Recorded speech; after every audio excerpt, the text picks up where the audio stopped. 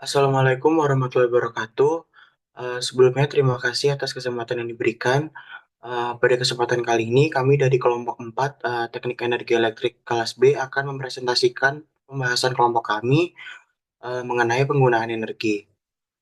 Sebelum memasuki ke presentasinya, izinkan kami memperkenalkan diri untuk anggota dari kelompok kami itu yang pertama ada Dimas Satria, yang kedua ada Nadia Shiva, yang ketiga ada Ahmad Faikal Fauzi, yang keempat ada Arya Putra Kirana, yang kelima ada Najmi Ryoko, dan yang terakhir ada Muhammad Tohari. Untuk topik dari pembahasan kita kali ini tuh yang pertama ada mengenai efisiensi dan konservasi energi. Untuk yang selanjutnya itu ada strategi penghematan energi. Untuk yang pertama yaitu konservasi dan efisiensi energi. Nah, untuk piramida energi itu mencakup pada tiga bagian, yaitu yang pertama ada konservasi energi, yang kedua ada efisiensi energi, dan yang terakhir itu ada energi terbarukan. Nah, berdasarkan PP nomor 70 tahun 2009, konservasi energi itu sendiri berarti sebagai upaya sistematis, terencana, dan juga terpadu guna untuk melestarikan sumber daya dan energi dalam negeri serta meningkatkan efisiensi pemanfaatannya. Nah, efisiensi energi itu sendiri sangat berfokus pada peralatan atau mesin yang mengonsumsi energi, seringkali merupakan penggunaan teknologi pemakai yang lebih efisien. Untuk yang selanjutnya itu ada tabel mengenai sektor pemanfaatan energi dan juga tindakan efisiensi energi. Nah, yang pertama itu ada di bidang transportasi. Untuk tindakan efisiensi energinya itu yang pertama yaitu naik sepeda atau berjalan bukan menggunakan mobil. Yang kedua itu mengurangi jumlah perjalanan yang dibuat. Yang ketiga itu menggunakan transportasi umum dan yang terakhir itu mengemudi pada kecepatan pada atau di bawah 90 km per jam. Nah, yang kedua itu ada sektor tempat tinggal. Nah, yang pertama itu upayanya yaitu mematikan lampu dan peralatan elektronik yang tidak dipakai. Yang kedua itu menjalankan peralatan bila diperlukan. Yang ketiga itu menghindari alat elektronik dalam posisi standby dan cabut tusuk saklarnya. Yang keempat itu mengenakan baju hangat bukan menyalakan pemanas. Yang kelima itu terlibat dalam kegiatan yang tidak melibatkan elektronik. Yang terakhir itu mengandalkan sinar sinar matahari bukan cahaya buatan.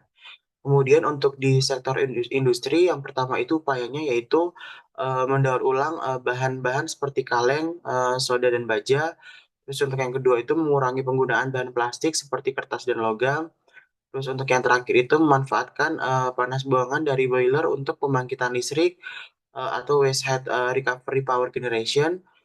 Lalu untuk yang bidang terakhir itu seperti pada bidang komersial seperti bisnis dan mall, untuk upayanya yaitu mematikan peralatan listrik jika tidak digunakan. Untuk yang selanjutnya itu untuk terdapat tabel mengenai sektor pemanfaatan energi dan tindakan efisiensi energi. Untuk yang pertama itu di bidang transportasi. Nah, upayanya itu yaitu membuat mobil dari bahan ringan dan lebih kuat. Yang kedua itu meningkatkan efisiensi bahan bakar mobil. Dan yang ketiga itu membeli dan mengendarai mobil yang lebih kecil.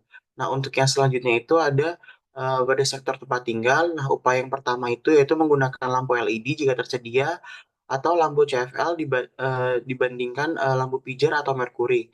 Nah, yang kedua itu mengganti peralatan lama dengan model yang baru dan lebih efisien. Untuk yang ketiga itu memberi penyekat di dinding rumah kita. Dan yang terakhir itu membuat pintu dan jendela yang tertutup rapat. Nah, yang ketiga itu ada di sektor industri. Nah, untuk upayanya itu yang pertama itu dia menggunakan kembali bahan atau reuse. Terus untuk yang kedua itu perancangan desain sistem dan peralatan agar lebih efisien. Nah, untuk yang terakhir itu di bidang komersial seperti bisnis dan mall, untuk upayanya yaitu menggunakan lampu LED atau lampu yang lebih hemat energi. Nah, untuk yang selanjutnya itu ada perbandingan mengenai efisiensi energi dan konservasi energi. Nah, apabila efisiensi energi itu lebih berfokus pada peralatan atau mesin yang dipakai. Nah, kalau konservasi energi itu kita lebih berfokus pada perilaku manusia pengguna energi. Untuk selanjutnya, apabila efisiensi energi itu kita lebih melibatkan pemakaian teknologi yang mengonsumsi energi lebih sedikit untuk menghasilkan manfaat yang sama. Apabila konservasi energi itu semua sikap, perilaku, dan tindakan yang menggunakan eh, konsep tersebut itu lebih sedikit menggunakan energi secara rasionalnya.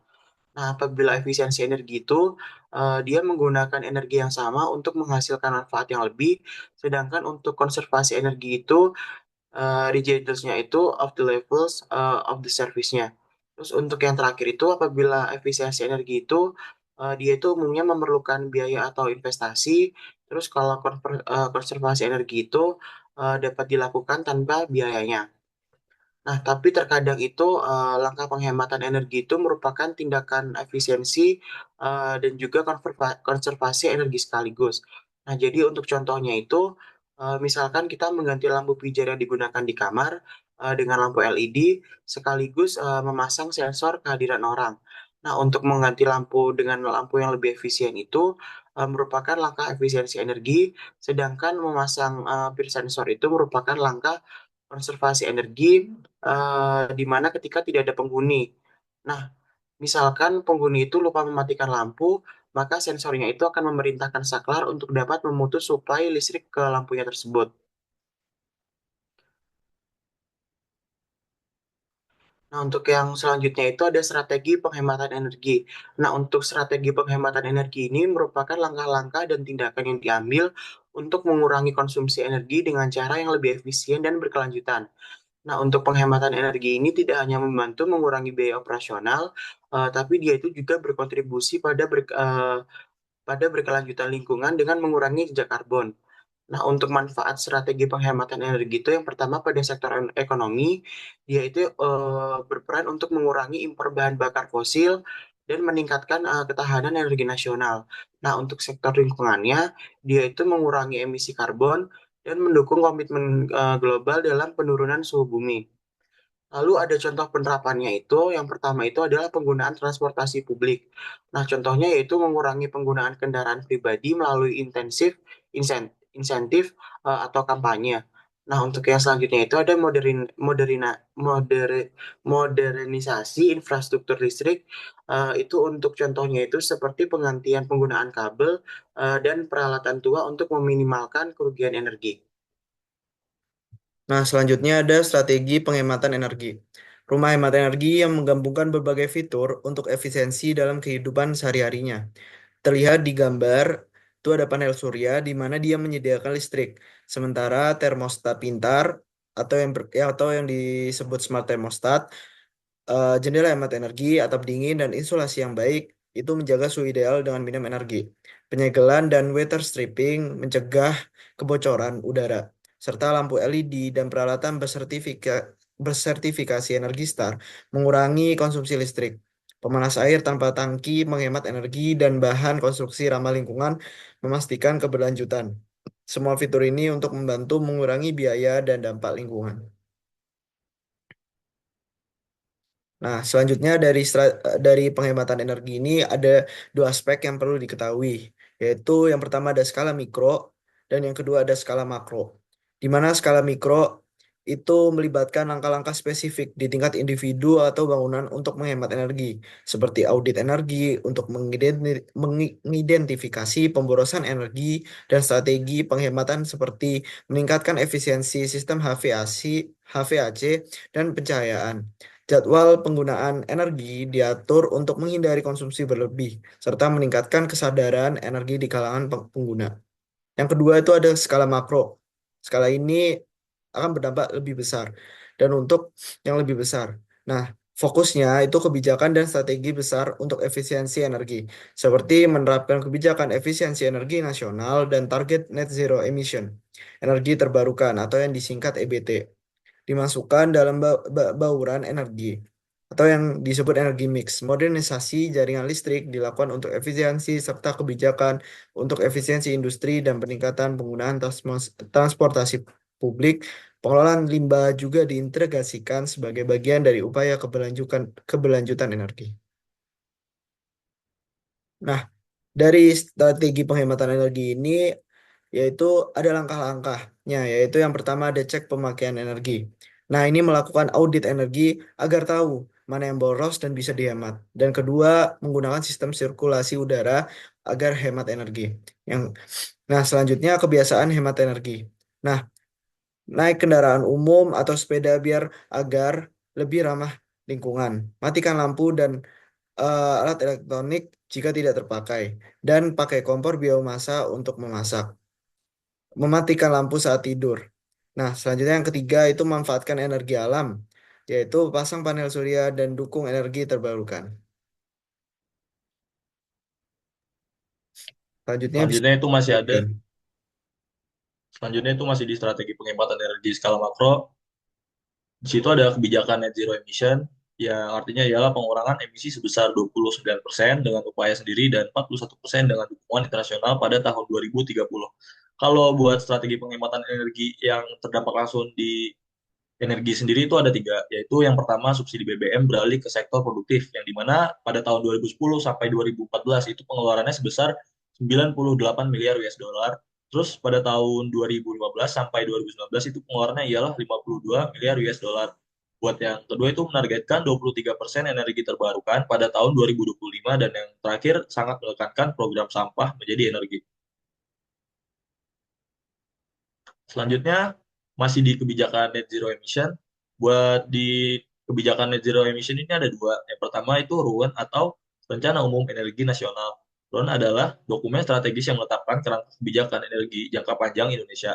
Dalam konteks transisi energi, RUN biasa RUN berisi langkah-langkah yang direncanakan oleh pemerintah untuk mengubah sistem energi Indonesia menuju penggunaan energi yang lebih bersih, efisien, dan berkelanjutan. Ini termasuk target pengembangan energi terbarukan, pengurangan emisi gas rumah kaca, dan diversifikasi sumber energi. Terus selanjutnya adalah kontribusi yang ditetapkan secara nasional, National Determined Contribution atau NDC. NDC adalah komitmen yang dibuat oleh setiap negara peserta Perjanjian Paris untuk melawan perubahan iklim dengan menetapkan target pengurangan emisi gas rumah kaca. Dalam konteks Indonesia, NDC mencakup langkah-langkah mitigasi seperti pengembangan energi terbarukan dan efisiensi energi, dan adaptasi seperti perlindungan ekosistem dan manajemen risiko bencana. Dan selanjutnya ialah bauran energi atau campuran energi. Buat yang pertama itu target EBT atau energi terbarukan dalam bauran energi nasional. Itu 23% pada tahun 2025. Ini berarti pada tahun 2025 energi baru dan terbarukan seperti tenaga surya, angin, hidro, bioenergi, dan panas bumi ditargetkan menyumbang 23% dari total konsumsi energi nasional. Selanjutnya 30% pada tahun 2050. Pada tahun 2050, target kontribusi IPT dalam bauran energi nasional meningkat menjadi 31%. Ini menunjukkan langkah bertahap menuju penggunaan energi yang lebih bersih dan berkelanjutan. Buat yang kedua, pengurangan emisi melalui pembangkit listrik EBT. Setara dengan 48,9 gigawatt kapasitas pembangkit listrik. Target ini berarti Indonesia berencana membangun pembangkit listrik berbasis EBT dengan kapasitas total mencapai 48,9 gigawatt. Kapasitas ini merupakan bagian dari upaya untuk menggantikan pembangkit berbahan bakar fosil. Selanjutnya, pengurangan emisi gas rumah kaca sebesar 158,6 juta ton karbon dioksida ekuivalen. Dampak dari penggunaan pembangkit listrik EBT tersebut adalah pengurangan emisi gas rumah kaca sebanyak 156,6 juta ton, yang merupakan kontribusi besar dalam memenuhi target mitigasi perubahan iklim. Ya, untuk berikutnya ada terkait bauran energi. Nah, ini merupakan data-data dan target ekspektasi yang ingin dicapai untuk bauran energi. Untuk warna biru itu ada batu bara, yang warna merah itu adalah minyak, yang kuning adalah gas, dan yang hijau ini renewable energy.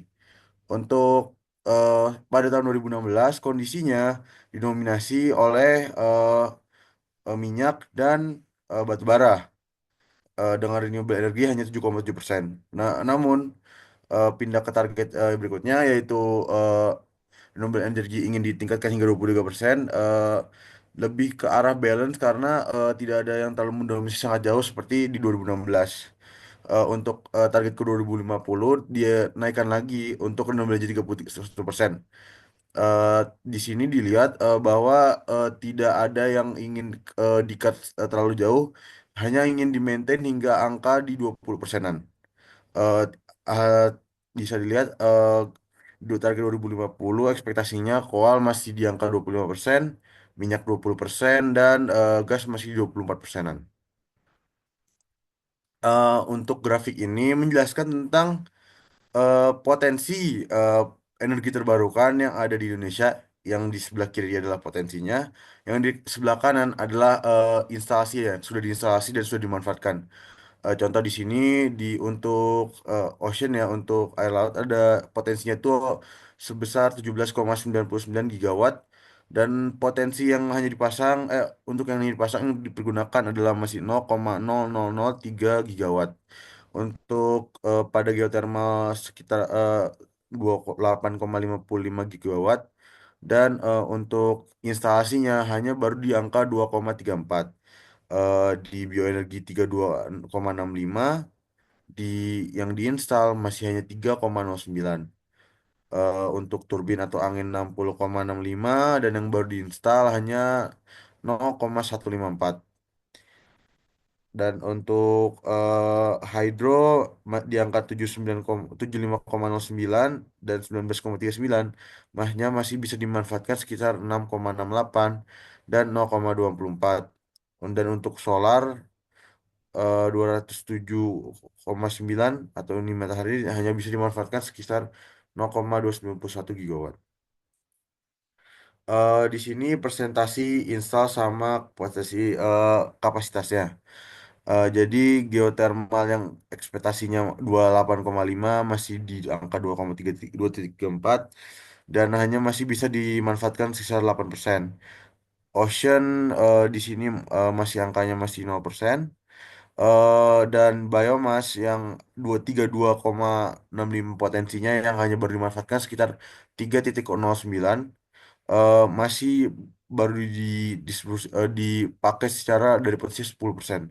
Untuk wind masih di angka 0,25%, dan hydro ya, untuk mikro hydro 1,24, dan solar masih 0,14%. Eh di sini merupakan salah satu strategi makro juga, yaitu moderasi STL. Jadi penghematan energi dalam skala makro, moderasi sistem transmisi STL melibatkan dua teknologi yang utama, yaitu High Voltage Direct Current atau HVDC dan Smart Grid.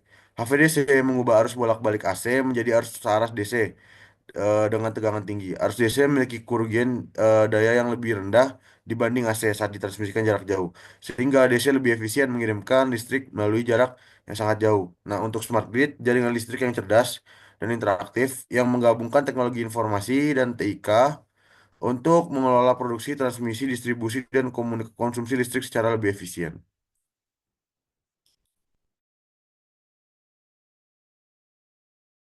Yang selanjutnya masih sama strategi penghematan energi skala mikro.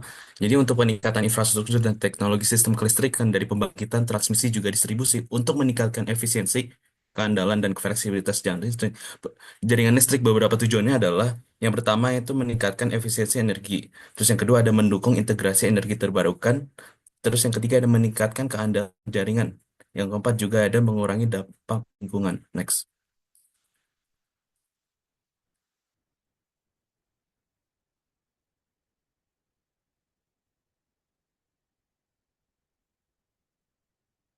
Terus ini sama yang sudah dibahas tadi juga, integrasi HVDC atau High Voltage Direct Current. Penggunaan teknologi HVDC dalam jaringan ekstrim memungkinkan transmisi daya listrik jarak jauh dengan kehilangan daya yang lebih rendah dibandingkan sistem AC dan tradisional. Tata letaknya juga mencakup ada transformator HVDC mengubah tegangan listrik untuk transmisi jarak jauh, penyiar atau rectifier mengonversi listrik dari AC ke DC untuk efisiensi transmisi. Terus yang terakhir ada filter akhir mengembalikan arus listrik DC ke AC untuk digunakan di jaringan pengguna. Next. Dan yang ini membahas mengenai distribusi energinya. Yang pertama adalah itu utility-nya atau data center yang data yang diterima dari meteran pelanggan melalui pengumpul untuk analisis dan pengambilan keputusan. Terus yang kedua ada advanced meter, di mana sama dengan meteran biasa tetapi mencangkup informasinya secara real time. Terus yang ketiga ada repeater dan kolektor, yang repeater memperkuat sinyal data, yang kolektor menghubungkan data dari beberapa rumah ke utility untuk dikirim ke pusat pengolahan data. Terus yang keempat ada transmisi dan distribusi. And next. Terus juga ada untuk membahas smart grid-nya, ada line sensornya yang memantau data energi yang dihasilkan. Terus ada remote intelligence switch-nya yang merupakan saklar pintar yang dikendalikan dari jarak jauh. Terus yang ketiga ada remote fault indicators yang lokasi gangguan secara akurat. Terus ada wireless neighborhood area network yang merupakan jaringan nirkabel komunikasinya. Terus yang kelima ada secondary power controls atau SVC yang mendukung stabilitas tegangan dan kualitas layanan listrik. Next. Terus yang keenam ada battery storage untuk penyimpanan energinya. Ada advanced inverter sama dengan inverter biasa tetapi lebih baik untuk menstabilkan jaringan biar tidak mempengaruhi kualitas layanan. Terus ada advanced meter yang tadi juga sudah dibahas. Eh, terus ada substation automation yang otomatisasinya untuk gardu-gardu tersebut. Terus yang terakhir ada two-way energy. Untuk yang 10 ada two-way energy flow. Next. Untuk tujuannya ada beberapa. Yang pertama untuk audit energi, mengidentifikasi titik efisiensinya, terus ada modernisasi dengan memperbarui peralatan-peralatannya, terus optimalisasi, meminimalkan energi yang terbuang, terus memanfaatkan teknologi seperti optimalisasi yang tadi sudah dibahas. Next. Terus ada pemanfaatan energi limbah, jadi yang terbuang tidak hanya terbuang tapi bisa dimanfaatkan kembali. Terus ada integrasi energi terbarukan. Terus ada manajemen energi yang cerdas menggunakan IoT. Terus yang selanjutnya ada pemanfaatan sumber daya lokal yang tidak memanfaatkan dari impor. Next. Terus yang balik kelebihan satu. Terus ada yang terakhir peak shaving dan load shiftingnya, di mana peak shaving strategi untuk mengurangi permintaan energi puncak pada jam sibuk ke jam yang lebih rendah permintaannya. Terus ada load shift mengurangi permintaan energi puncak dengan meminimalkan konsumsi energi saat jam sibuk. Next.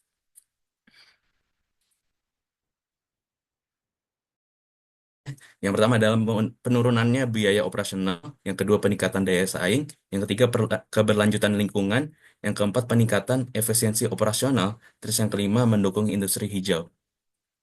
Untuk selanjutnya yaitu efisiensi transportasi. Strategi penghematan energi di sektor transportasi meliputi peningkatan efisiensi kendaraan dengan teknologi ramah lingkungan, pengembangan transportasi massal seperti kereta dan bus listrik, serta penggunaan bahan bakar alternatif rendah emisi. Kebijakan seperti zona rendah emisi, carpooling, dan pengelolaan lalu lintas cerdas membantu mengurangi konsumsi energi.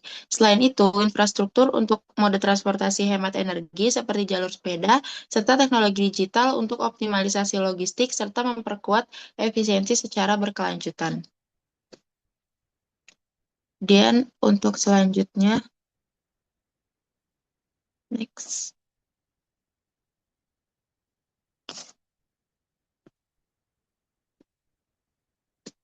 Yaitu ada strategi penghematan energi di bidang waste management. Pengelolaan limbah dapat menghemat energi skala makro melalui penerapan ekonomi sirkular, seperti daur ulang material untuk mengurangi kebutuhan energi produksi baru. Teknologi waste to energy atau WTE juga efektif mengubah limbah organik menjadi energi terbarukan, sekaligus menekan emisi gas rumah kaca. Selain itu, pemanfaatan IoT untuk mengoptimalkan rute pengumpulan limbah dapat menghemat bahan bakar transportasi. Dukungan kebijakan seperti insentif bagi teknologi ramah lingkungan dan kolaborasi multi-pihak menjadi kunci keberhasilan strategi ini. Next. Berikut sekian untuk presentasi dari kelompok kami. Kurang lebihnya mohon dimaafkan. Terima kasih. Wassalamualaikum warahmatullahi wabarakatuh.